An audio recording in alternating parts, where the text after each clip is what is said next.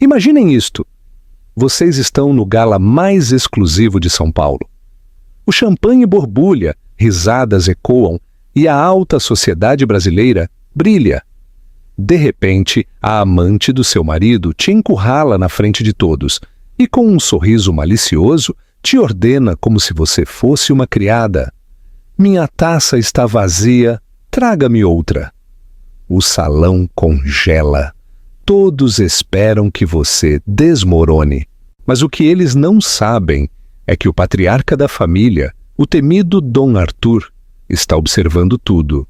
E no final dessa noite, um único documento mudará para sempre o destino de todos, provando que a pessoa mais silenciosa na sala é muitas vezes quem detém o verdadeiro poder. Você está pronto para esta história de traição, humilhação e uma vingança silenciosa? Siga lendo.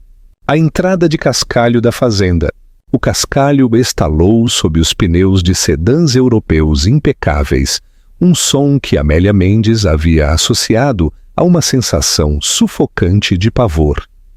A fazenda, um extenso testemunho de 3 gerações da fortuna dos Mendes de Castro, aninhada nas colinas ondulantes da Serra da Cantareira, se preparava para sua joia da coroa, o gala anual da Fundação Mendes de Castro.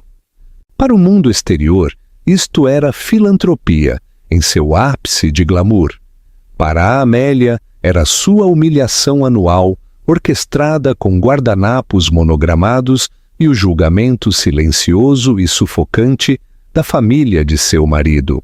Amélia não era, por natureza, uma mulher que pertencia à fazenda. Era uma mulher de bibliotecas tranquilas e do cheiro de tela e verniz antigo. Ela havia sido uma jovem curadora no MASP, Museu de Arte de São Paulo, especializada em arte marítima, quando conheceu Júlio Mendes de Castro. Na época, ele fora encantador, um turbilhão de sorrisos confiantes e uma graça inata e fácil. Ele a cortejou com uma determinação singular que ela, uma bolsista de uma cidade do interior de Minas Gerais, havia confundido com amor. Foi só depois do casamento, depois que sua assinatura secou nos papéis que aprendiam a ele, que ela percebeu que não havia sido amor. Havia sido uma aquisição. Júlio gostava de colecionar coisas bonitas que outros achavam que ele não podia ter. O casamento deles, agora de 4 anos, era tão frio e vasto quanto o átrio de mármore da mansão. Júlio, que administrava uma ala da firma de investimentos da família, tornou-se abertamente desdenhoso. Ele viajava constantemente a negócios, viagens que Amélia sabia, pelos sussurros da equipe e o frio aroma floral em suas camisas, que eram tudo menos isso. Ele a tratava menos como uma esposa e mais como uma peça de decoração inconveniente, mas necessária. Ela era a estável, o pano de fundo apropriado para a vida deslumbrante dele. E esperava-se que ela desempenhasse seu papel, organizar suas festas, sorrir para seus parentes e, acima de tudo, guardar silêncio. O verdadeiro dono da fazenda não era Júlio, mas seu pai, Dom Arthur Mendes de Castro. Dom Arthur era um homem esculpido em granito e dinheiro antigo. Tinha 60 e poucos anos, com uma cabeleira prateada e olhos que não perdiam nada. Ele raramente falava com Amélia, mas ela frequentemente sentia o olhar dele sobre ela do outro lado de uma mesa de jantar ou do final de um longo corredor. Não era um olhar gentil, nem abertamente cruel. Era uma avaliação. Ele a olhava como olhava para relatórios do mercado de ações ou para a paisagem marítima de J.M.W. Turner no escritório, analisando seu valor, sua autenticidade, seu desempenho. Amélia morria de medo dele. Ele era o patriarca, o que controlava toda a fortuna familiar, e nunca, nenhuma única vez, lhe dera um sinal de aprovação. Sua esposa, a mãe de Júlio, havia falecido anos atrás, deixando Dom Arthur como o único e indiscutível governante da dinastia Mendes de Castro. Na manhã do gala, Amélia estava no grande salão de baile, supervisionando a colocação dos arranjos florais de centro de mesa. Ela usava um vestido de linho azul marinho simples, o cabelo loiro mel, preso em um coque discreto. Ela parecia, ela sabia, uma organizadora de eventos de alta qualidade, não a senhora da casa. As peônias da mesa principal estão murchando, senhora de Castro, disse Dona Lúcia, a governanta. Dona Lúcia era uma mulher severa que servia à família há 30 anos e era a única pessoa na casa que tratava a Amélia com um certo respeito profissional. Obrigada, Dona Lúcia. Providenciarei a substituição, disse Amélia, sua voz suave, mas clara. E, por favor, certifique-se de que o quarteto de cordas tenha seus lanches antes que os convidados cheguem desta vez. O ano passado foi inaceitável. Sim, senhora. Dona Lúcia assentiu brevemente com aprovação. O único consolo de Amélia naquela casa era a própria casa. Enquanto Júlio a via como um pano de fundo, Amélia se apaixonou por sua história. Ela passava seus dias na biblioteca, pesquisando a arquitetura, a arte e o mobiliário antigo. Em silêncio, ela empreendeu a restauração de várias tapeçarias do século XVIII e até corrigiu a proveniência de 3 quadros da coleção, um fato que ela só havia mencionado ao arquivista da família.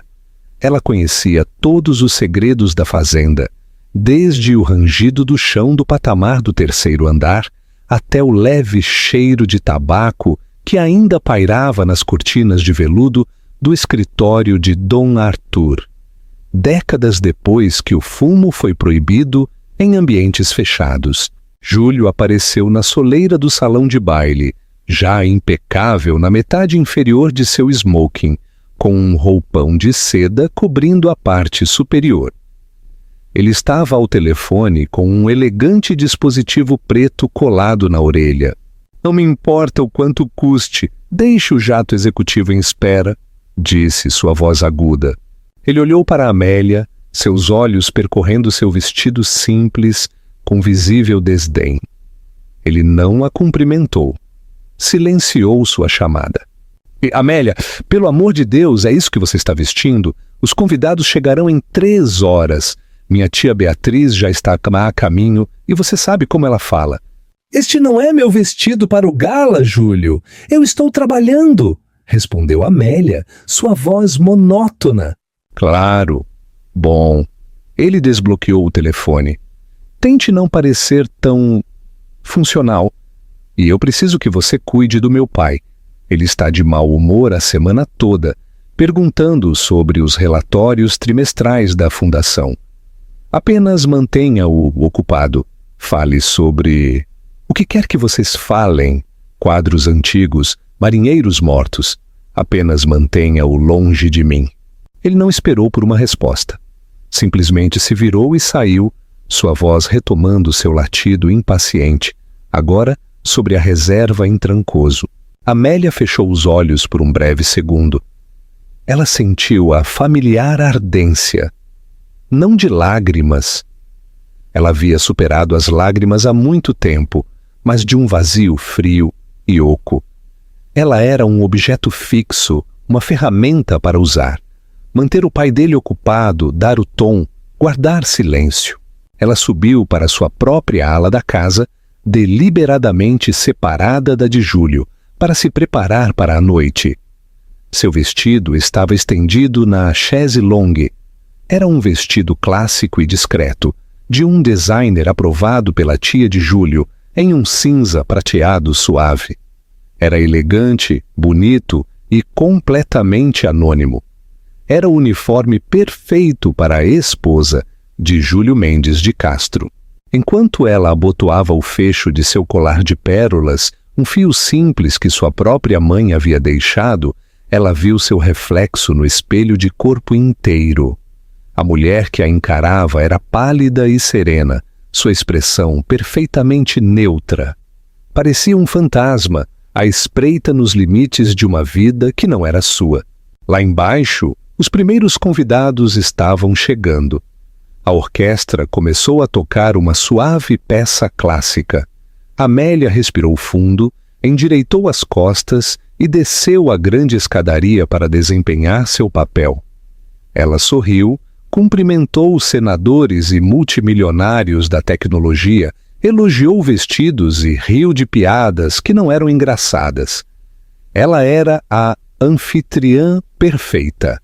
Ela era a esposa perfeita.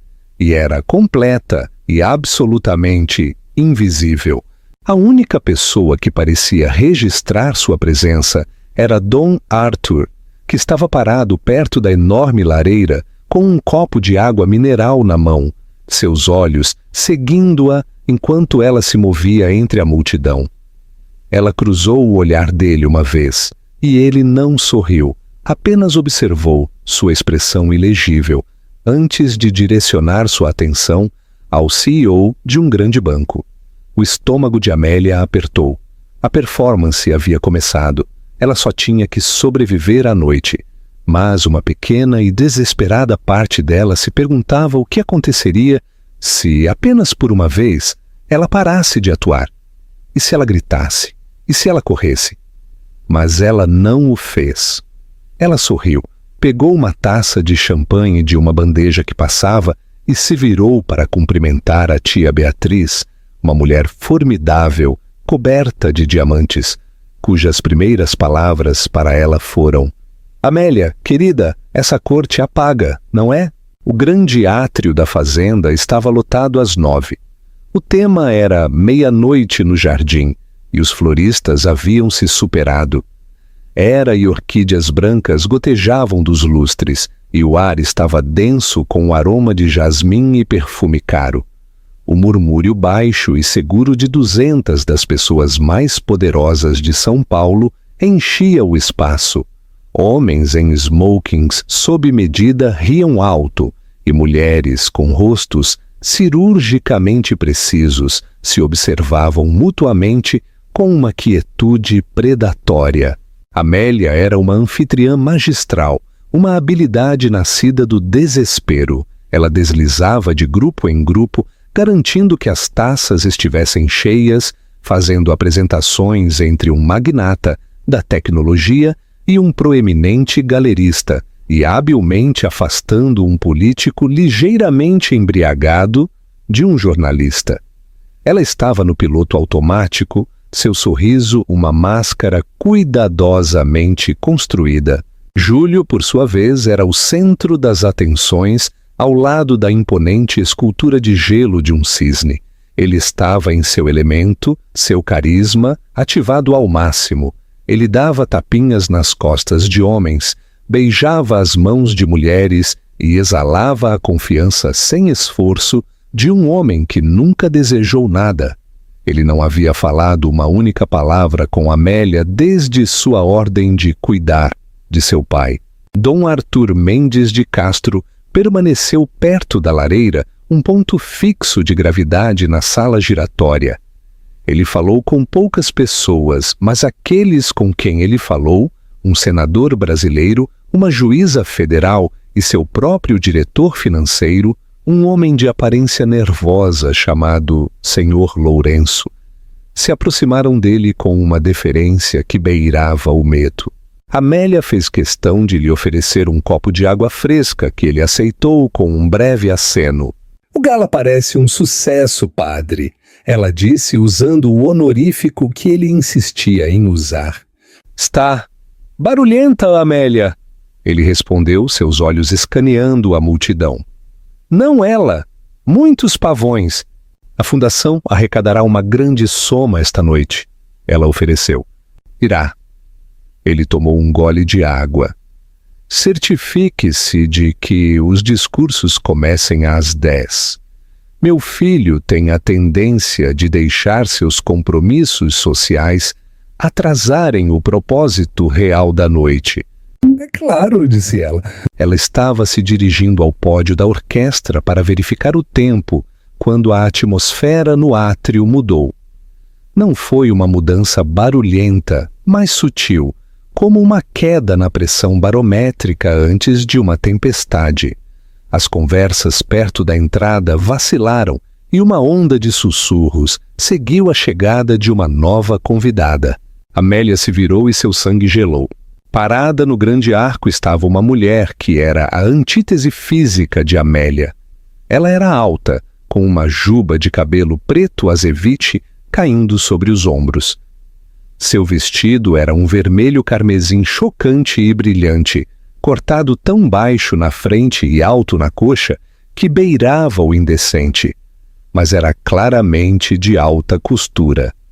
Diamantes brilhavam em sua garganta e gotejavam de suas orelhas.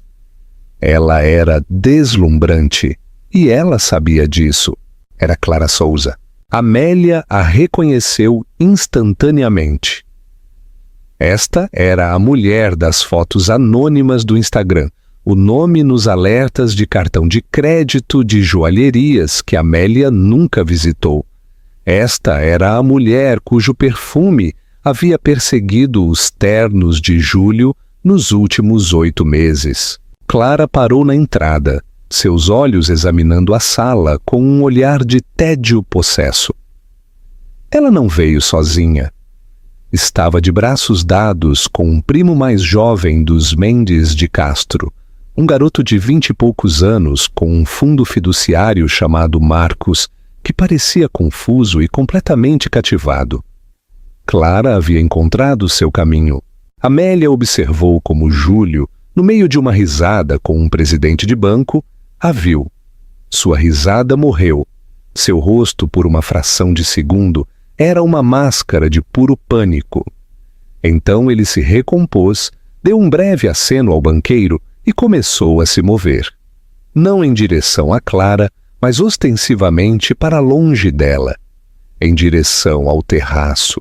Mas Clara não estava ali por Júlio. Ainda não. Seus olhos varreram a sala, passando com desdém sobre a decoração luxuosa, os convidados importantes, e finalmente pousaram em Amélia. Um sorriso lento e venenoso se espalhou pelos lábios perfeitos e vermelho rubi de Clara. Ela se desvencilhou do infeliz Marcos e começou a se mover pela multidão. Ela se movia como uma pantera, toda nervo e graça predatória, e os convidados se afastavam dela como por instinto. Amélia ficou imóvel perto de uma fonte de champanhe. Ela não conseguia respirar. Era isto. A humilhação privada estava prestes a se tornar um espetáculo público. Ela queria correr, se esconder na biblioteca, simplesmente desaparecer. Mas ela estava presa pelas expectativas da sala por seu papel de anfitriã. Clara Souza parou diretamente na frente dela. Ela era 10 centímetros mais alta do que Amélia, especialmente com seus saltos agulha. Olhou para Amélia de cima a baixo, seu olhar parando no simples colar de pérolas com evidente desprezo. Bem, ronronou Clara, sua voz um murmúrio baixo e rouco projetado para ser ouvido. Júlio disse que mantinha seu pessoal simples, mas isso é um nível completamente novo. Uma pequena bolha de silêncio se formou ao redor delas.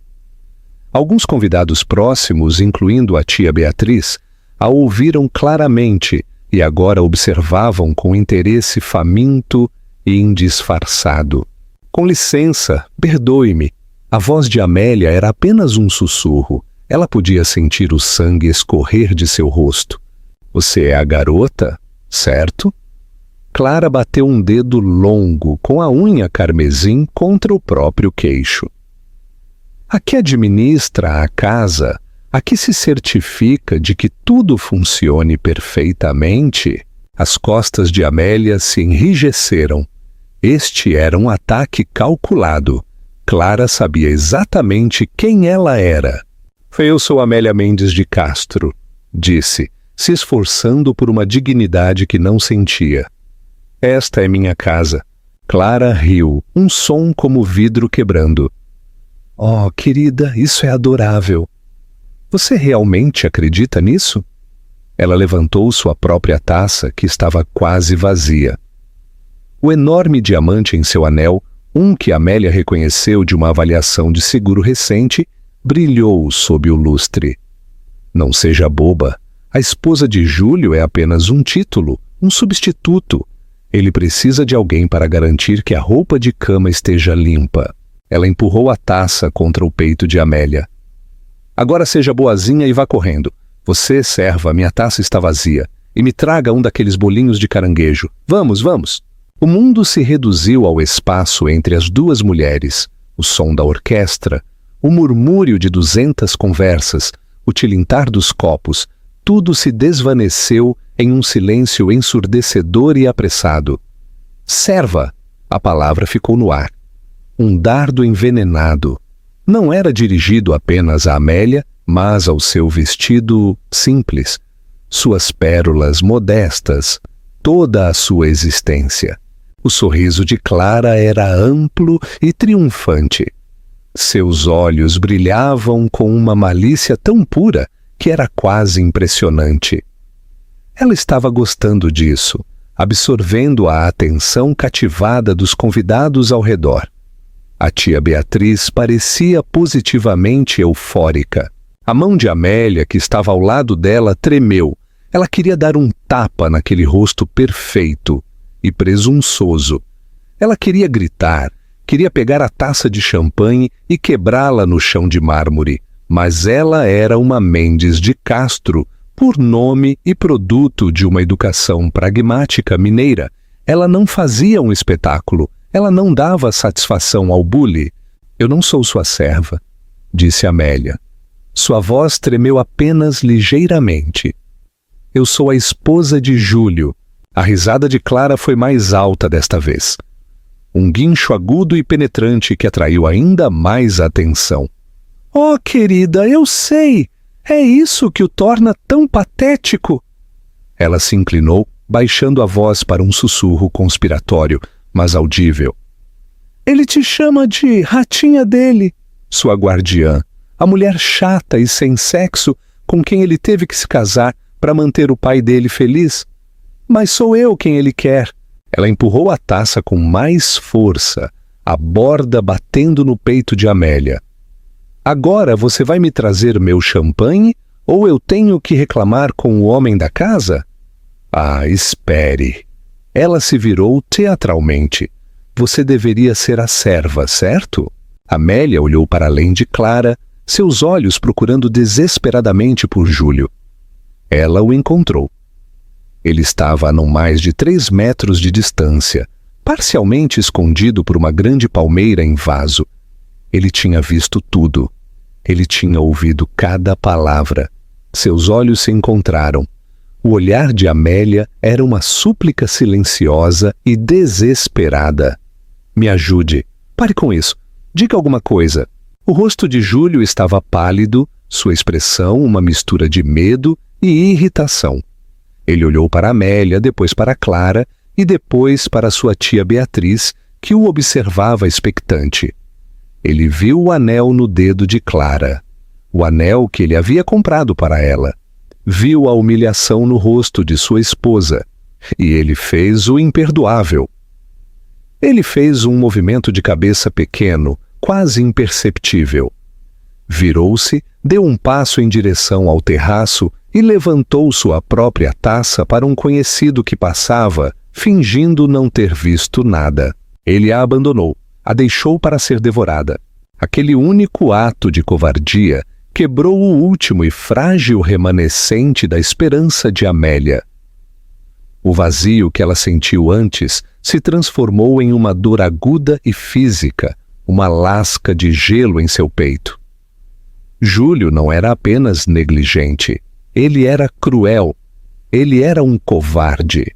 Viu? Sussurrou Clara, sua vitória completa. Ele nem se importa, você não é nada, você é apenas a serva. Uma lágrima quente e pungente finalmente se libertou e rolou pela bochecha de Amélia. Ela a enxugou, mortificada. Lágrimas eram o que Clara queria. Patética, retrucou Clara. basta já. A voz não era alta, mas atravessou o átrio como um bisturi de cirurgião. Era profunda, grave e irradiava uma autoridade que silenciou toda a sala em um instante. A orquestra hesitou, os violinos escorregando um lamento discordante antes de parar completamente. Dom Arthur Mendes de Castro saiu da sombra da grande escadaria. Ele estava parado a menos de 6 metros em um recesso, observando toda a troca. Seu rosto era uma máscara de fria fúria. Clara Souza, que nunca havia conhecido o patriarca, não reconheceu a mudança de poder. Ela se virou para ele, irritada com a interrupção. Com licença, estamos tendo uma conversa particular. Não, disse Dom Arthur, dando um passo à frente. Vocês estão tendo uma execução pública e eu a estou encerrando. A confiança de Clara vacilou pela primeira vez. Ela olhou de Dom Arthur para os rostos aterrorizados dos convidados, depois de volta para Dom Arthur. E quem é você? Dom Arthur nem sequer olhou para ela. Seus olhos estavam fixos em seu filho, Júlio, que havia parado, imóvel, nos degraus do terraço, as costas ainda meio viradas. Júlio! Ordenou Dom Arthur. O nome foi um estalo de chicote. Júlio se virou lentamente, seu rosto lívido. Padre, ele balbuciou. Eu só estava tomando um pouco de ar. Você estava, disse Dom Arthur, sua voz mortalmente calma, permitindo que uma mulher de moral questionável humilhasse publicamente sua esposa em minha casa, em meu evento. Clara finalmente entendeu com quem estava falando. Seu rosto empalideceu sob sua maquiagem cara. Senhor de Castro, ela disse, tentando um sorriso sedutor. Houve um terrível mal-entendido. Eu só pensei... Você pensou? Interrompeu Dom Arthur, sua voz baixando para um tom perigosamente grave. Que você poderia entrar na minha casa, sem ser convidada, ostentando um anel que meu filho provavelmente comprou com dinheiro que ele não ganhou, e insultar a senhora desta casa? Você pensou, senhorita Souza, que porque meu filho é um tolo, eu também sou um tolo? Ele deu outro passo, encurtando a distância. Agora ele estava parado entre Clara e Amélia. Ele não olhou para Amélia, mas sua presença era um escudo repentino e impenetrável. Quanto a você, senhorita Souza, disse Dom Arthur, você está certa em uma coisa. Há uma serva nesta sala, mas não é Amélia. Ele olhou para ela de cima a baixo, seu olhar tão desdenhoso quanto o dela, mas 1000 vezes mais poderoso. É a mulher que troca seu corpo por joias e acredita que isso a torna uma rainha, quando na verdade apenas a torna uma mercadoria e uma barata.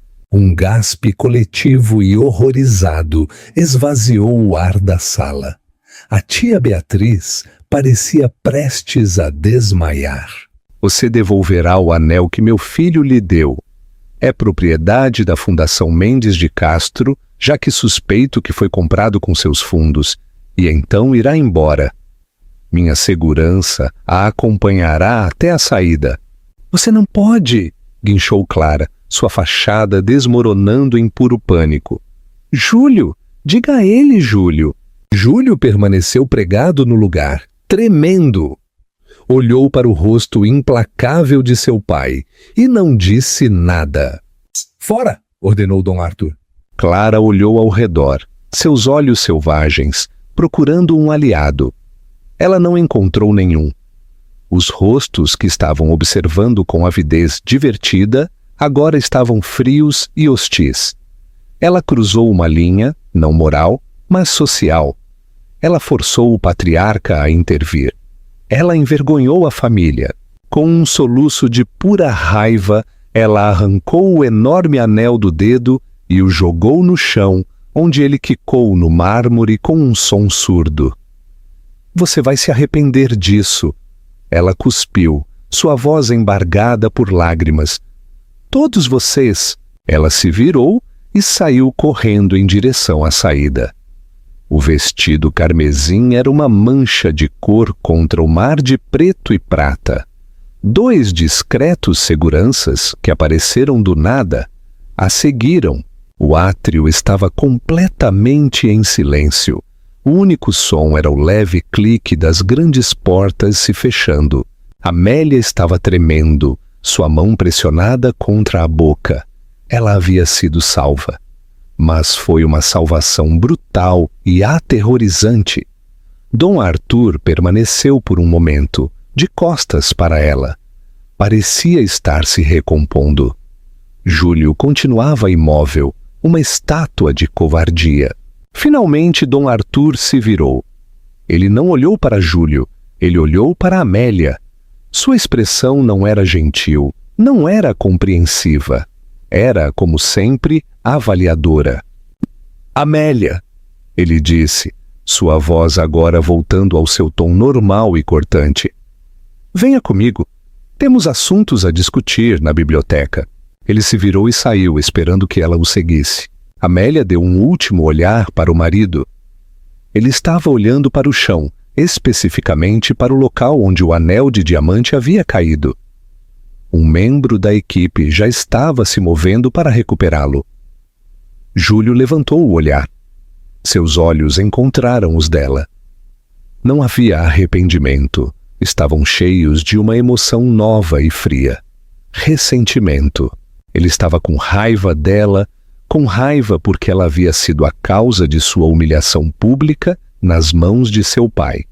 Naquele momento, Amélia soube que o casamento deles não era apenas frio, estava morto, e ela acabara de ver seu sogro enterrá-lo. Ela endireitou as costas, levantou o queixo e se afastou do marido, seguindo o patriarca para o coração da casa. A biblioteca da fazenda era o único santuário de Amélia. Era uma sala de 2 andares, revestida de mogno escuro e rico, com uma escada de correr, um mezanino com grades de latão e o cheiro inebriante de papel velho, couro e cera de abelha. Enquanto o resto da mansão parecia um museu, a biblioteca parecia viva, um receptáculo de história e conhecimento. Era a única sala onde Amélia sentia que realmente pertencia. Dom Arthur Mendes de Castro não acendeu o lustre principal. Ele caminhou até a enorme lareira sem fogo e apertou um interruptor, iluminando 2 abajures de banqueiro de tela verde na enorme escrivaninha dupla. A sala ficou envolta em sombras e poças de luz, quente e isolada. Ele caminhou até um pequeno bar, escondido atrás do que parecia ser uma estante de livros, e serviu 2 dedos de um líquido âmbar. Amélia reconheceu a garrafa como um uísque escocês, single malt, muito velho e muito caro, em um copo de cristal pesado. Ele não lhe ofereceu um. Amélia ficou logo dentro da porta, as mãos apertadas na frente dela. A adrenalina do confronto estava se dissipando, deixando-a trêmula e fria. O silêncio na sala se estendeu, pesado e tenso. Dom Arthur sorveu seu uísque de costas para ela, aparentemente olhando para a lareira vazia. Você se pergunta, ele disse finalmente, sua voz tranquila, por que eu permiti que aquilo continuasse por tanto tempo? Amélia se sobressaltou. Ela não estava se perguntando isso. Ela estava simplesmente grata pela intervenção. Eu presumi que o senhor tinha acabado de chegar, padre. Ele bufou com um som seco e sem humor. Eu estava no mezanino. Eu observei todo o encontro, desde o momento em que aquela pessoa se aproximou de você. Um arrepio novo e mais frio percorreu a espinha de Amélia. Ele observou. Ele a observou ser insultada, ser chamada de serva, ser levada às lágrimas. Ele esperou. Por quê? O questionamento foi arrancado dela. Ele se virou para encará-la, seus olhos escuros e ilegíveis na penumbra. Eu estava esperando para ver o que você faria. E mais importante, o que meu filho faria. Ele deu um passo em direção a ela. Você, disse. Você me decepcionou.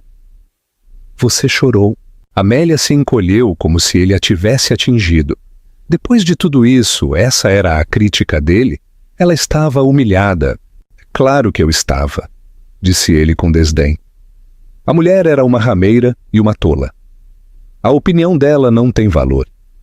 Mas você deixou que a opinião dela e a opinião daqueles convidados insípidos importasse. Você deixou que eles quebrassem sua compostura.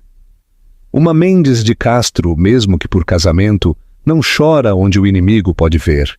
Ela não é minha inimiga, disse Amélia, encontrando uma pequena faísca de desafio. Ela é a de meu marido. Erro. Um vislumbre de algo. Era a aprovação? Passou pelos olhos de Dom Arthur. Um erro, sim. Um custoso. Ele caminhou até ela e apontou para a parede oposta à escrivaninha. Venha aqui. Ele estava parado em frente ao quadro que ela tanto admirava. A paisagem marítima de J.M.W. Turner era uma representação rodopiante e caótica de um navio lutando contra uma tempestade. O céu era um vórtice de luz amarela, cinza e branca. Meu avô o comprou em 1930, disse Dom Arthur, sua voz suavizando pela primeira vez. Disseram a ele que era um Turner. A família acreditou nisso desde então. Está catalogado em nosso inventário de seguro como atribuído a J.M.W. Turner, com um valor de 40 milhões de reais. Ele olhou para ela. Júlio, quando perguntei a ele sobre isso, disse que era velho e escuro e que provavelmente deveríamos vendê-lo e comprar um Warhol. Amélia não pôde evitar um pequeno e triste sorriso. Isso era Júlio, perfeitamente. A senhora, no entanto, continuou Dom Arthur, passou muito tempo nesta sala. Eu a vi. Você esteve estudando-o? Ele tocou a pequena placa de latão na moldura. Fale-me sobre meu quadro, Amélia. E eu quero a verdade, não as frases feitas que você diz à minha irmã Beatriz. Era isto. A avaliação. Ela percebeu com um sobressalto que todo o seu futuro poderia depender disso. Ele não estava apenas conversando para acalmá-la. Ele a estava testando. Ele estava testando o valor dela. Amélia respirou fundo, limpando o trauma da última hora de sua mente. Isso ela sabia. Este era o mundo dela. Ela se aproximou da tela, seus olhos seguindo a pincelada. Não é um Turner, disse sua voz repentinamente firme, profissional. A expressão de Dom Arthur não mudou. Explique. A pincelada na espuma, ela disse apontando para o pico de uma onda. É muito precisa. O gênio de Turner estava no caos. Ele pintou a sensação do spray do mar, não o spray em si. Isto é tecnicamente brilhante, mas é imitativo.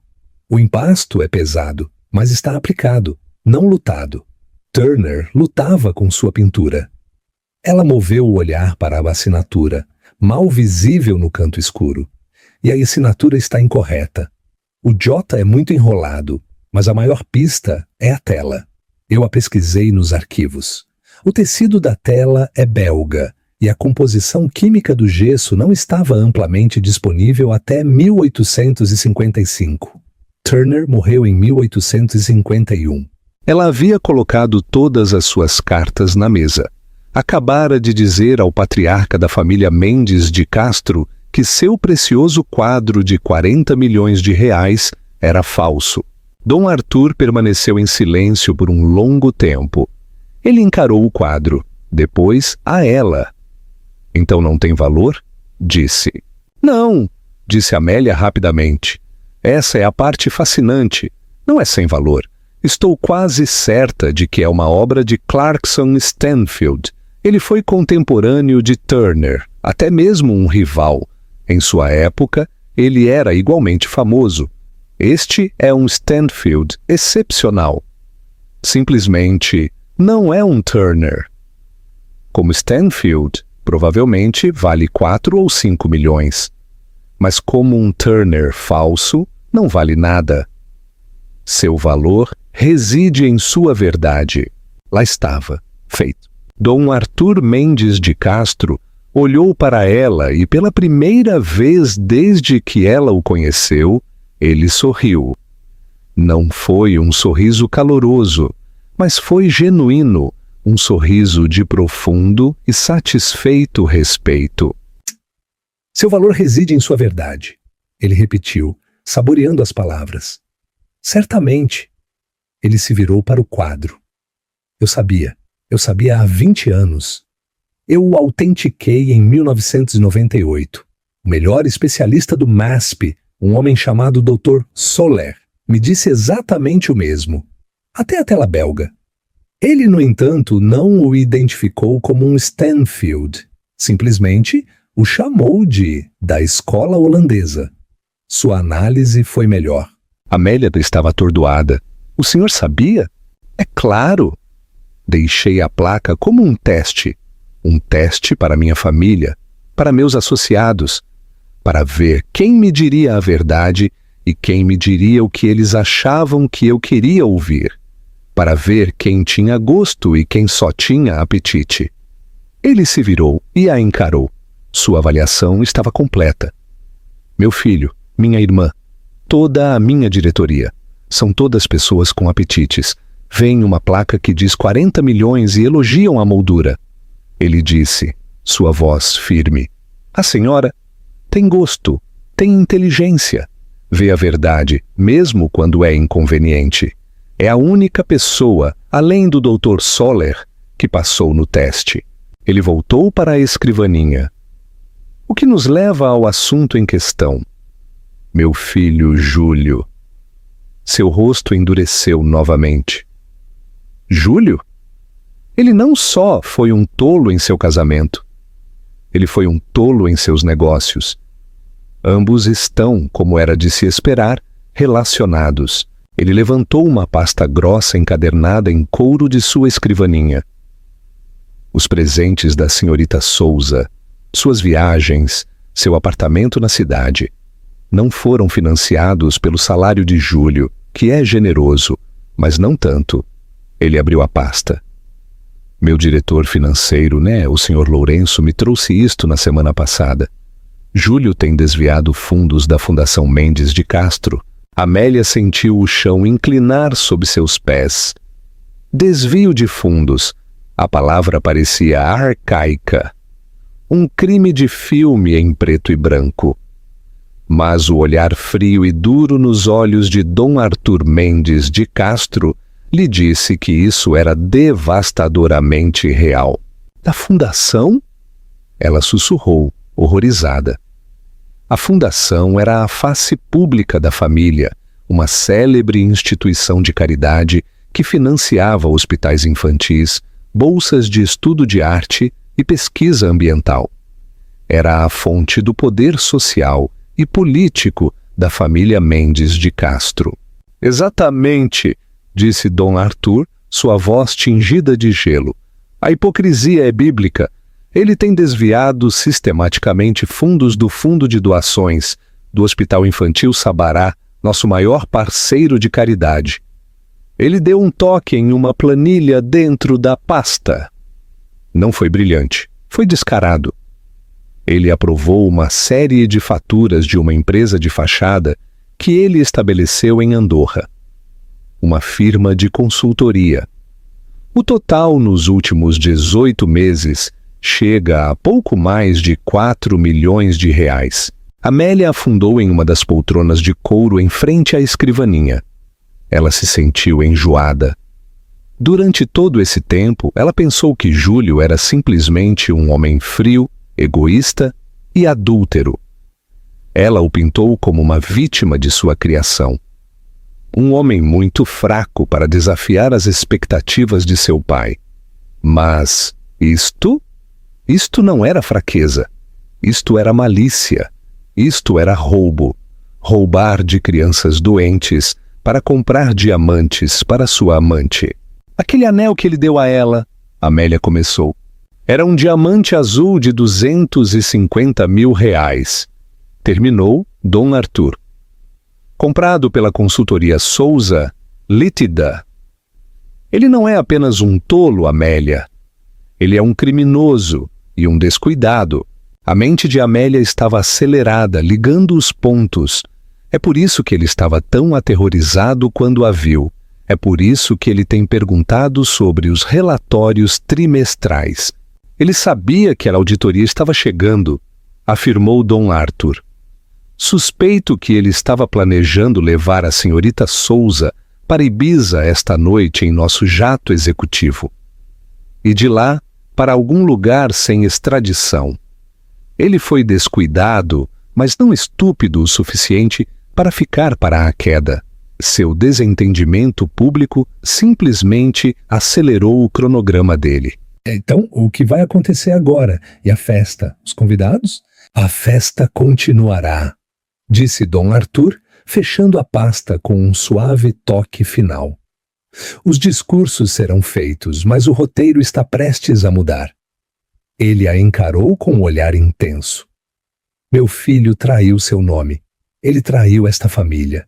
E provou, sem sombra de dúvida, que não é apto para ser seu administrador. O legado Mendes de Castro não é sobre dinheiro, Amélia, é sobre poder. E o poder, mal exercido, destrói a si mesmo. Júlio se destruiu. O que o senhor vai fazer? Eu vou extirpar o câncer, disse simplesmente. Ele caminhou em direção à porta. Espere aqui. Não saia desta sala. Quando for a hora certa, o senhor Lourenço virá buscá-la. Me buscar? Mas os discursos? O senhor é quem... Eu farei as palavras de abertura, mas o discurso principal, ele disse, fazendo uma pausa na porta, será um anúncio conjunto. Eu estou reestruturando a fundação e estou reestruturando a família. Ele saiu, fechando a pesada porta de mogno atrás dele, deixando Amélia sozinha na biblioteca levemente iluminada. O peso da pasta aberta na escrivaninha, pressionando-a como um objeto físico. Ela ficou ali sentada pelo que pareceu 1 hora, embora o relógio na lareira insistisse que apenas 20 minutos haviam se passado.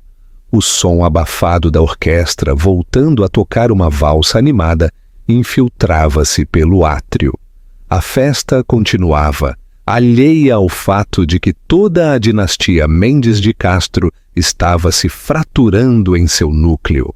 O choque de Amélia estava sendo lentamente substituído por uma raiva fria e clarificadora. Os anos de humilhação silenciosa, o desdém, a solidão, tudo empalideceu em comparação com a ganância pura e sociopata de seu marido. Ele não a traiu apenas a ela, traiu a todos. Ele traiu o próprio conceito de decência. A porta se abriu. Não era o senhor Lourenço, era Júlio. Ele estava com uma aparência terrível. Seu rosto estava pálido e brilhando de suor, sua jaqueta de smoking amassada. Claramente ele estava bebendo, rápido e muito. Aí está você, ele cuspiu, sua voz um sussurro venenoso. Escondida aqui com ele, conspirando, você fez isso? Amélia se levantou. Seu medo dele havia desaparecido, substituído por um desprezo profundo e gelado. Eu não fiz nada, Júlio. Você fez isso. Você fez tudo. Ela te contou, ele acusou, caminhando em direção à escrivaninha. Aquela mentirosa. Ela te disse que eu estava indo embora, certo? E você correu para ele. Você chorou para ele. Você não podia simplesmente me deixar ir. Você teve que me arruinar primeiro. Ela me chamou de serva, Júlio. A voz de Amélia era calma, mas cortante. E você me virou as costas. E o que você esperava que eu fizesse? Ele gritou, sua voz falhando. Defender você? E ter Clara causando uma cena ainda maior? Contar a todo mundo ali mesmo? Eu estava gerenciando a situação.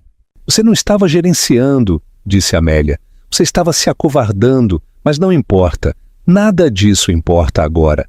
Do que você está falando? Amélia assentiu em direção à pasta na escrivaninha. Sabará, Júlio. 4,2 milhões de reais. Consultoria Souza. A cor desapareceu do rosto de Júlio. Ele tropeçou, agarrando-se à borda da escrivaninha. Olhou da pasta para Amélia, seus olhos arregalados de um terror novo e primitivo. Ele sabe. Ele te contou. Ele sabia antes desta noite. A auditoria. O senhor Lourenço. Oh, Deus! A bravata de Júlio evaporou, deixando um garoto choroso e aterrorizado. Ele agarrou os braços de Amélia, seu aperto a machucando. Amélia, querida, você tem que me ajudar. Por favor, você tem que falar com ele. Diga a ele que eu vou pagar. Eu vou vender meu apartamento. Eu vou vender o carro. Por favor, ele vai te ouvir. Ele gosta de você. Ele sempre gostou de você. A ironia era tão amarga que quase a fez rir. Ele gosta de mim porque eu não sou uma ladra, Júlio. Eu não sou um ladrão. Ele guinchou. Eu estava apenas movendo dinheiro. Era meu dinheiro de qualquer maneira. Minha herança. Eu estava apenas pegando antes da hora. Não era seu dinheiro, era para crianças com câncer. A verdade da palavra pareceu atingi-lo, mas ele não conseguia aceitá-la. Amélia, por favor, não deixe ele fazer isso. Ele vai me arruinar. Ele vai me mandar para a prisão. Você arruinou a si mesmo, disse ela, soltando os braços do aperto dele. Você fez sua escolha, Júlio. Você escolheu os diamantes. Você escolheu as viagens. E você escolheu deixar aquela mulher me humilhar. Você escolheu me virar as costas. E agora não sobrou nada para o qual voltar. Sua vadia! Ele sibilou, seu medo virando raiva. Você é como ele. Fria, calculista. Você queria isso o tempo todo, não queria? Meu dinheiro, meu nome. Agora você acha que pode ter tudo? Antes que ela pudesse responder, a porta se abriu novamente. Era o nervoso senhor Lourenço, com o rosto pálido. Senhora de Castro, é hora! Seu sogro está no pódio. Amélia deu a seu marido um último olhar. Ele era uma criatura patética e quebrada. Um menino em um terno de homem, preso por sua própria ganância colossal. Deus, Júlio, disse ela. Ela saiu da biblioteca, deixando-o sozinho com a evidência de seus crimes, e seguiu o senhor Lourenço em direção ao átrio. Ela podia ouvir a voz de Dom Arthur, amplificada por um microfone, ecoando por toda a casa. O ajuste de contas havia começado. Quando Amélia entrou no átrio, um caminho se abriu para ela. Os convidados, que estavam murmurando sobre a cena com Clara, ficaram em silêncio. Todos podiam sentir que o verdadeiro drama estava apenas começando. Dom Arthur Mendes de Castro estava em um pódio no pequeno palco, um único holofote o iluminando. A orquestra estava em silêncio. E assim, dizia Dom Arthur, sua voz ressonante e forte. A Fundação Mendes de Castro sempre foi um pilar desta comunidade, um pilar construído sobre confiança, sobre integridade. Ele fez uma pausa, seus olhos escaneando a multidão. Ele não a tinha visto chegar. O senhor Lourenço guiou Amélia para o lado do palco, nas sombras. Mas essa confiança, continuou Dom Arthur, foi quebrada. Não por forças de mercado, não por um investimento ruim, mas por uma traição profunda e pessoal de dentro de minha própria casa. Um gaspe coletivo. Este não era o discurso de gala padrão e chato. Meu filho, disse Dom Arthur, e sua voz era monótona, desprovida de toda emoção. Júlio Mendes de Castro foi destituído como chefe do Comitê de Investimentos da Fundação, com efeito imediato. Mais sussurros, mais olhares de espanto. A tia Beatriz de Júlio parecia estar engasgando com suas pérolas. Chegou ao meu conhecimento, disse Dom Arthur, que Júlio desviou fundos no valor de mais de 4 milhões de reais. Fundos que eram destinados ao Hospital Infantil Sabará. O átrio explodiu em murmúrios horrorizados. Este era um escândalo que abalaria São Paulo por uma década. Onde está Júlio? Gritou alguém. Meu filho está na biblioteca, contemplando as consequências de suas ações, disse Dom Arthur, sua voz como granito. Ele, é claro, reembolsará até o último centavo e enfrentará todas as ramificações legais de seus crimes. A família Mendes de Castro não se esconde de seus erros, nós os retificamos. Ele deixou isso penetrar a finalidade disso. A execução pública havia terminado. Isto, disse Dom Arthur, deixa um vazio na fundação e um vazio na liderança desta família. O legado de uma família não é carregado em seu nome, mas em seu caráter, e meu filho provou que não tem caráter. Seus olhos encontraram Amélia parada nos bastidores. Ele estendeu a mão. Amélia, junte-se a mim. Trêmula, Amélia subiu ao palco. A luz era cegante. Ela podia sentir centenas de pares de olhos sobre ela. Os mesmos olhos que, há uma hora, a viram ser chamada de serva. Ela parou ao lado de seu sogro. O mundo da arte conhece Amélia por seu olhar perspicaz e sua dedicação tranquila. Anunciou Dom Arthur à multidão. Eu a conheço por sua integridade, eu a conheço por sua inteligência e eu a conheço por sua força, qualidades que meu filho carece gravemente. Ele se virou para ela, sua expressão indecifrável. Júlio não apenas traiu a fundação, ele traiu esta casa. Ele traiu sua esposa. Ele trouxe sua indiscrição para seu lar e permitiu que a humilhassem na frente de todos vocês. Ele olhou para a multidão. Todos vocês viram? Viram como ele virou as costas para a própria esposa. Ele fez uma pausa, deixando a vergonha coletiva pousar sobre seus convidados. Deve haver, de fato, uma nova cabeça desta casa. Alguém que entenda o valor deste lar não como um preço, mas como um legado. Alguém que respeitou sua história quando outros a trataram como um hotel. Alguém que vê a verdade, mesmo quando ela está oculta. Dom Arthur se inclinou e de uma prateleira dentro do pódio ele pegou um grande documento encadernado em couro. Era antigo, gravado com o brasão da família Mendes de Castro. Esta, sua voz ressoou, é a escritura original da fazenda. Não é, como muitos acreditam, parte da herança de Júlio. Ela sempre permaneceu em meu nome, exclusivamente. Ele se virou para a Amélia e estendeu o documento.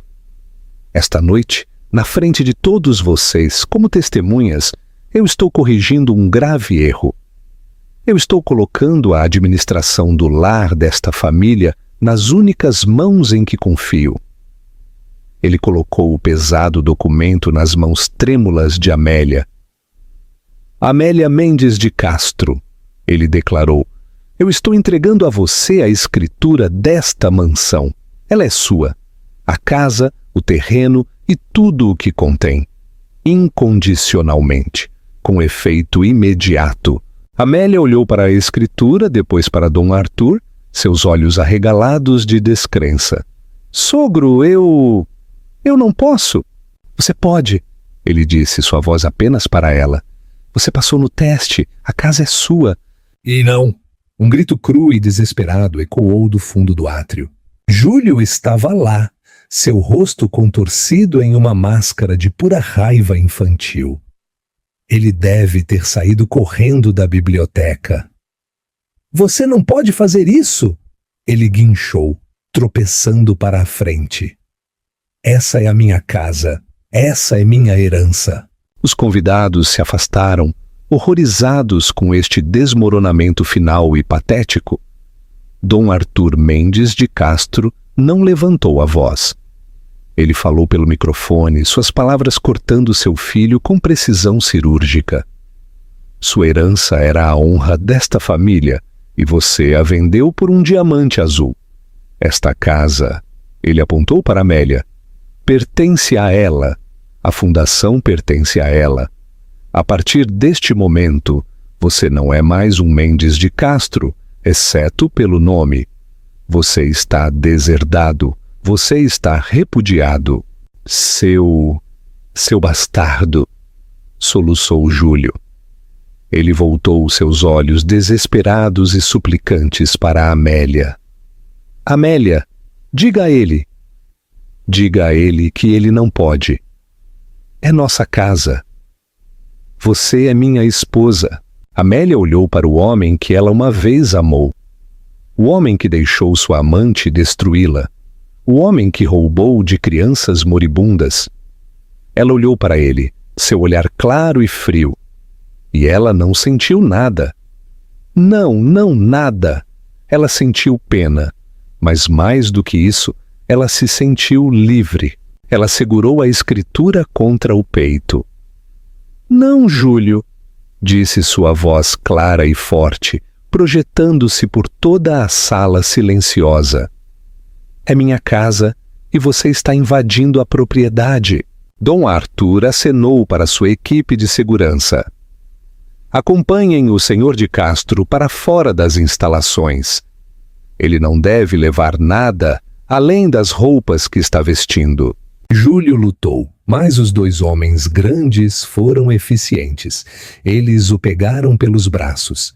E enquanto ele gritava e amaldiçoava seu pai, amaldiçoava Amélia, amaldiçoava a todos eles, ele foi arrastado para fora do grande átrio, pelas portas da frente da casa que não era mais dele. As portas bateram. Dom Arthur Mendes de Castro virou-se para o pódio e para a multidão atônita e silenciosa. Ele levantou seu copo de água. Senhoras e senhores, disse como se nada tivesse acontecido. Por favor, retomem sua noite. O bar está aberto. E, por favor, juntem-se a mim para parabenizar a nova presidente da Fundação Mendes de Castro e a nova matriarca da Fazenda, Amélia Mendes de Castro. O gala se desvaneceu. Em 30 minutos, a entrada de Cascalho era uma torrente de faróis se afastando. Os convidados fugiam para espalhar a história que dominaria a cidade por meses. À meia-noite, a casa estava em silêncio, exceto pelos sons quietos e eficientes da equipe limpando os restos da festa. Amélia estava parada no grande átrio, a pesada escritura encadernada em couro ainda em suas mãos. Ela se sentiu suspensa entre o fantasma que ela era naquela manhã e a mulher que ela era agora, a única dona da fazenda. Dom Arthur se aproximou dela. A fúria do palco havia desaparecido, substituída por um cansaço profundo e exaustivo. Por quê? Perguntou Amélia em voz baixa. Por que me dar isto? O senhor poderia ter ficado com ele. Eu sou um construtor, respondeu Dom Arthur. Eu passei minha vida construindo um legado que eu pensei que era para meu filho. Eu estava errado. Eu estava construindo para a senhora. A senhora valoriza a verdade. A senhora passou no teste do quadro, Amélia. Mas, mais do que isso, a senhora passou no teste de caráter. A senhora suportou a crueldade do meu filho com uma dignidade que ele nunca mereceu. Ele a informou que seus advogados chegariam pela manhã para gerenciar as consequências legais e financeiras dos crimes de Júlio e seu divórcio. Eu vou me mudar para a casa da cidade, concluiu. uma transferência formal de poder. A fazenda é sua responsabilidade agora. Depois que ele se foi, Amélia encontrou Dona Lúcia. Sua voz não era mais suave, era clara e firme. Dona Lúcia, o senhor Júlio não retornará. Eu sou a única proprietária da fazenda. Ela deu instruções para a equipe, incluindo aumentos salariais imediatos, e estabeleceu seus planos para o dia seguinte. Pela primeira vez em 30 anos, Dona Lúcia lhe deu um sorriso genuíno e caloroso. Será um prazer, senhora. Semanas depois, a mansão se transformou. Amélia havia estabelecido a Bolsa Mendes de Castro para a conservação de arte, convertendo a ala vazia e luxuosa de Júlio em dormitórios e ateliês.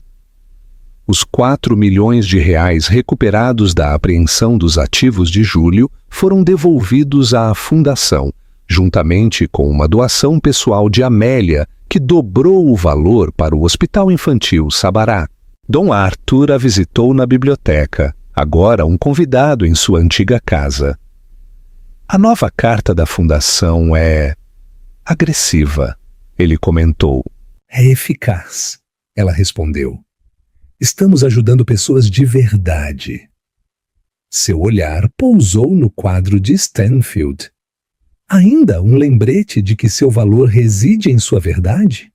Ela disse. Ele sorriu, desta vez calorosamente. Certamente, Amélia, certamente. Ela era a nova matriarca. Não era uma serva. Era a senhora da fazenda. Não por casamento, mas por mérito. O silêncio de Amélia foi confundido com fraqueza, mas era o silêncio da observação. Ela foi a única que viu a verdade, e no final, a verdade lhe deu o poder. O verdadeiro servente era aquele acorrentado à sua própria ganância e arrogância.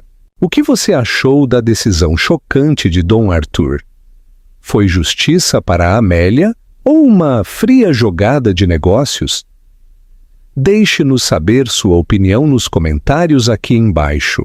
Nós lemos absolutamente todos e suas ideias, realmente, nos ajudam a moldar estas histórias. Se você gostou desta jornada de drama e reivindicação, por favor, mostre seu apoio dando um like nesta publicação e compartilhe com um amigo que adora uma história onde o azarão finalmente vence. E se você ainda não o fez, certifique-se de se inscrever em nosso canal e tocar aquele sino de notificações. Temos muito mais histórias de justiça, vingança e transformações poderosas a caminho, e você não vai querer perder nenhuma.